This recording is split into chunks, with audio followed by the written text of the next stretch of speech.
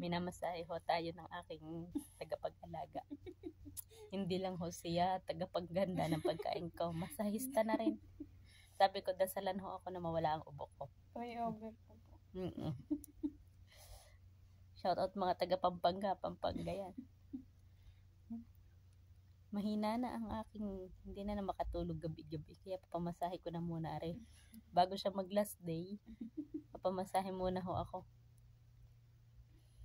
But, ang sarap. Ganyan pala dapat, ano? Papamasahe pala uli ako kay Lani mamaya. Para maging okay.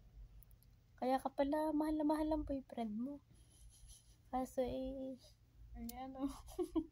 kayo nagkatuluyan. Kaya ka pala mahal na mahal. Magaling ka magmasahe.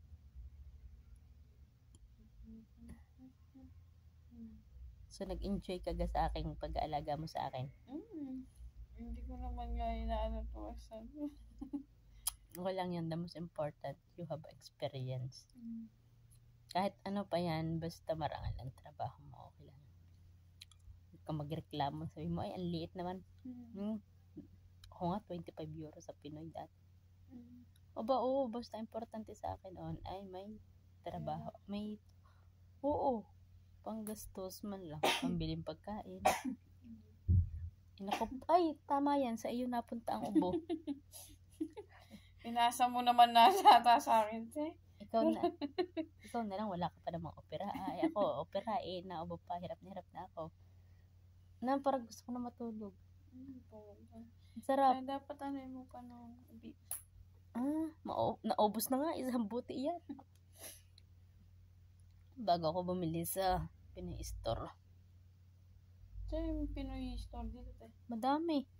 Yan sa Victor Hugo. Nakahanap tayo ng tagapaghilot. Buti na lang malaki ang katawan ng lupa nito. Makakabuo na ng lupa ang aking likod. Hindi pa naman. Aanihin pala. Palayan. Sana'y mawala na ito. Ubo ko. Ikaw na yata ang gamot sa aking at makatulog ako mamayang gabi ng ayos. Kung ako lahat talaga walang ubo, mahimbing ang tulog ko gabi-gabi.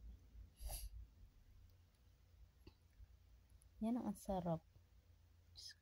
Ako hindi nasasarapan sa mga hilot. Pero sa iyo, okay ang hilot mo. The best. Pwede ka magmasahista dito. Nag-ano nga ako, yung pisa ko nga, nagpa-bento siya. Pala pwede kayo noon, kaso, di ka baka, masarap ka magmasahe. Talaga, makakatulog sa iyo ang pasyente.